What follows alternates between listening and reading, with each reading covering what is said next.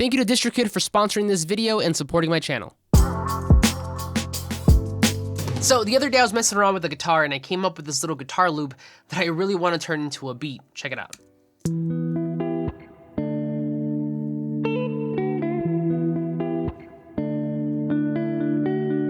Now this is basically a two-part guitar loop. The first one is just the plucked chords. And then the second half is that top line. Now the reason I recorded it this way is because I wanted to make sure I kept the sustain of that chord at the end while still being able to put that top line over it. Now in case you're wondering, both of these guitars are being processed by the Archetype Corey Wong VST, which if you don't know who he is, look him up. He is known for having amazing clean guitar tones. And if you're looking for that super nice clean guitar kind of preset tone thing, this plugin I cannot recommend enough. Now if I were to bypass all of the effects, this is what that would sound like.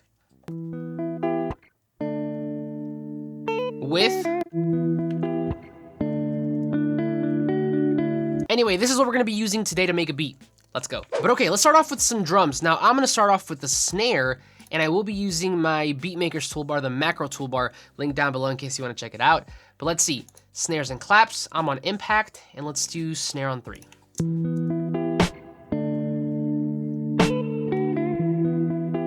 Okay, that could use a little bit of reverb. I recently picked up the Slate All Access bundle and their Verb suite. This plugin here, amazing. This one I believe is a plate, which is what I'm kind of looking for.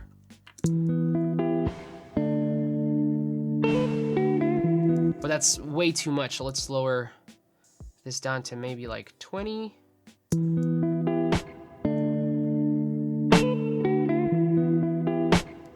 Let's lower the decay just a little. That's good. But all right, with the snare recorded, let's go ahead and record a kick. And the first thing I'm gonna do is on my Atom, I'm gonna make sure the input quantize is on. That way when I record, everything is on beat.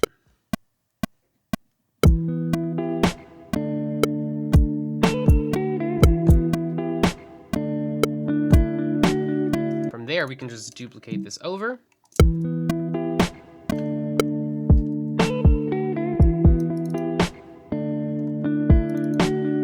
Okay, so I think I have a pretty good foundation. Let's move on down now to the hi-hats. Now, because I want to have this one pitched, I am using sample 1, and I already have a sample loaded up here. This one's by Palace. I believe this one's off of his Splice kit.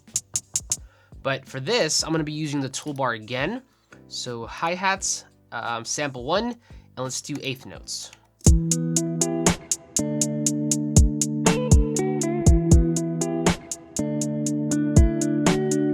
Now from here, because I do want to have them pitched, let's see real quick.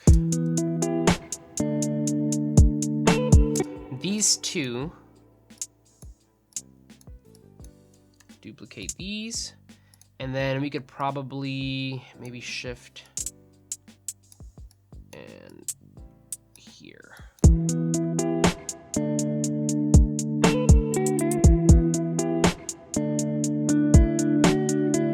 This is the end of that first half of the loop, so I also want to do something here.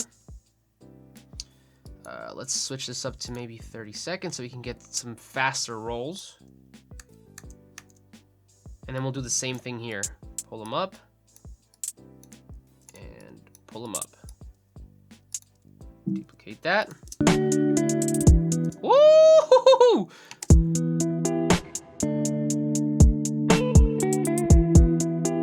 Hey! All right, so to make the first half match the second, I'm just gonna delete these hi-hats, highlight all of these, go over to where I want the second half to start, and then hit copy and paste.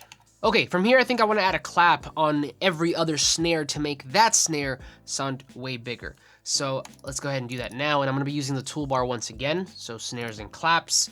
I'm on impact, clap on 3. So let's remove these, every other clap.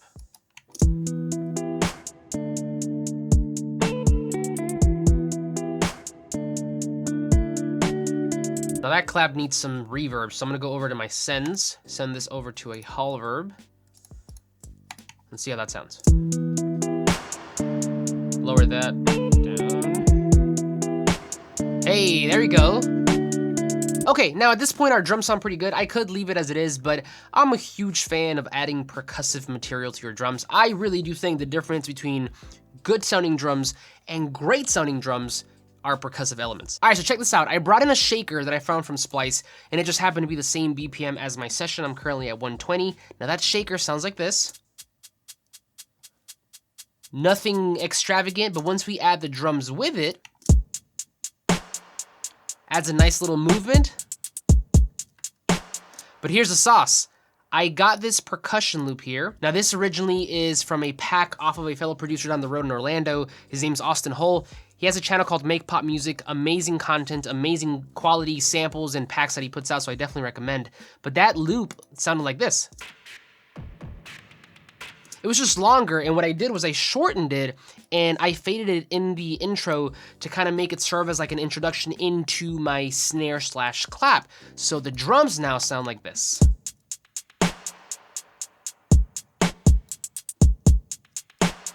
Add the guitars back in.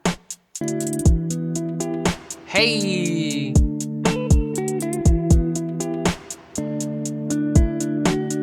So like I said before, I could have left the drums as they were, but I really do believe that adding percussive elements to your drums just takes them to a whole nother level.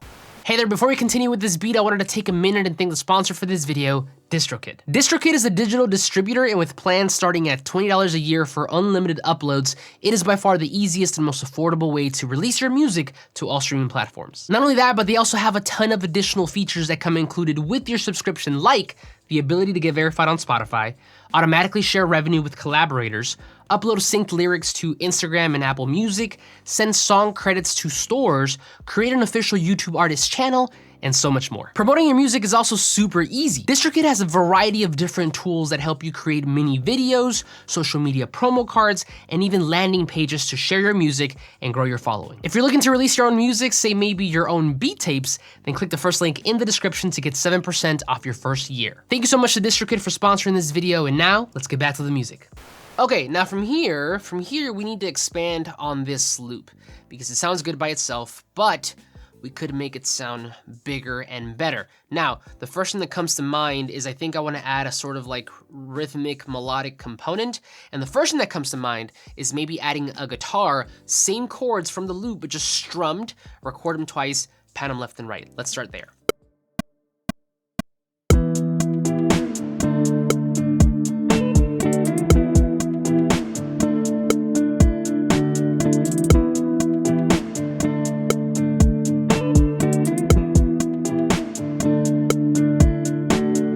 Okay, so I did record these twice, and all I'm gonna do now is just take one of them, pan hard left, the other one, pan hard right, and then I'll probably just take and lower the volume, and this is what we got.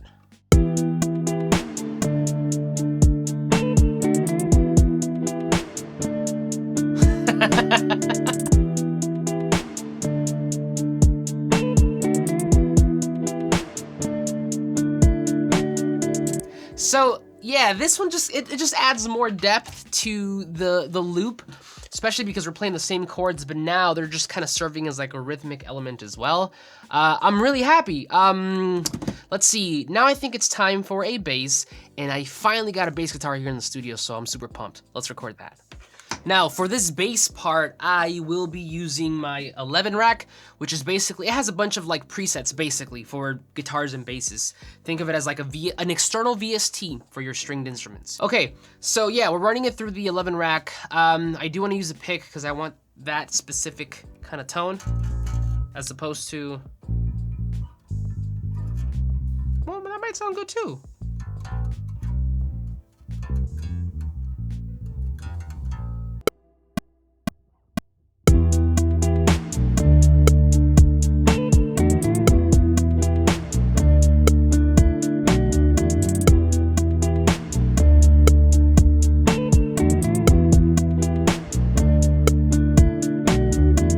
So this turned out actually better than I thought, because I'm still not very well versed on the bass. So now the reason you're seeing the different colors here is because I used layers in Studio One to record different layers of the bass guitar and then just kind of splice together the best pieces. I use this technique all the time too to record my guitars, and that's how I get perfect guitar takes. If you guys want to know how I do that, or if you want a dedicated video on that, drop a comment down below. The last thing that I think we need is, I don't know, like some sort of like synth, maybe keys or like a pluck. I don't know, we'll see, let's figure it out. All right, so check this out. I found this like pluck thing in Anna 2. Anna's an amazing VST that comes also with the Slate All Access bundle.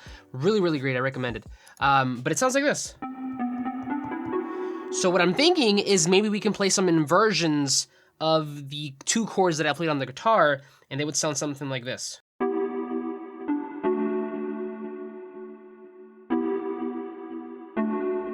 Super simple, but I think it'll add quite a bit.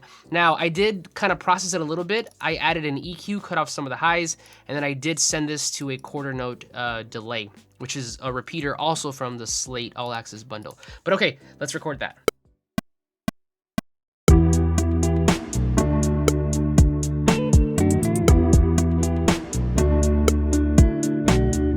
It just kind of adds this like nice top end shimmer, but honestly, I think this is the beat. Check it out.